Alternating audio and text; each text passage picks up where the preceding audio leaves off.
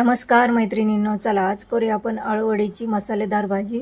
त्यासाठी इथं मी लसूण, अद्रक, कोथिंबीर, डाळ घेतली आहे, चना डाळ। आणि आता एक कांदा आपल्याला थोडासा चीर पाडायचा आहे आणि कांदा भाजून घ्यायचा आहे, कमी गॅसवर भाजून घ्यायचा आहे।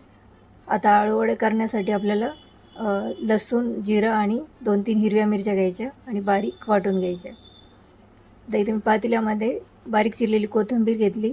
आता हे वाटण याच्यामध्ये टाकायचं आहे। त्याच्यामध्ये टाकायचे 1 वाटी पीठ, बेसन पीठ, चवीपुरतं मीठ घालायचं आणि याच्यामध्ये आपल्याला अर्धा लिंबाचा रस घालायचा आहे।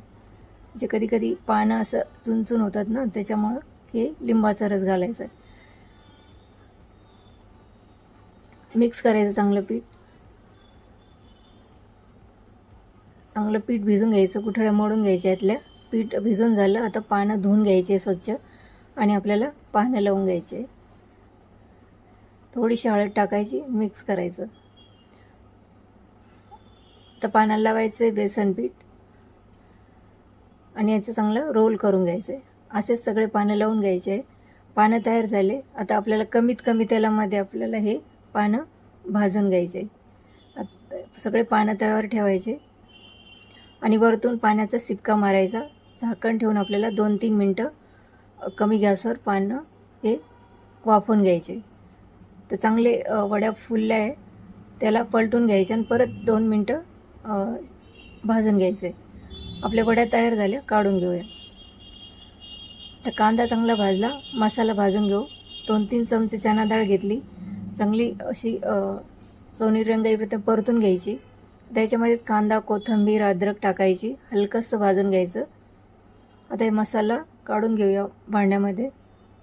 याच्यात थोडं पाणी टाकून चांगलं बारीक वाटून घ्यायचं आहे। वाटण तयार झालं तर फोडणी करू। कढईमध्ये टाकायचे 2 पळी तेल, लसूण टाकायचा, मोहरी आणि हळद पावडर टाकायची, मिरची पूड टाकायची, घरचा काळा मसाला टाकायचा आहे आणि आपण जे वाटण तयार केलं होतं ते टाकायचं आहे। चांगलं तेल सुटेपर्यंत परतून घ्यायचं आहे आणि नंतर याच्यामध्ये पाणी टाकायचं आहे। 2 ग्लास पाणी टाकलं, चवीपुरतं मीठ घालायचं आहे आणि चांगलं 4-5 मिनटं कमी गॅसवर आपल्याला ही आमटी शिजवून घ्यायची। आमटी तयार झाली, आता आपण जे तयार वड्या केल्या होत्या त्या कट करून घ्यायच्या। आपली आमटी तयार झाली, बाउलमध्ये काढून घेऊ आणि नंतर याच्यामध्ये ह्या वड्या आपल्याला टाकायच्या आहे। एकदा नक्की ट्राय करा।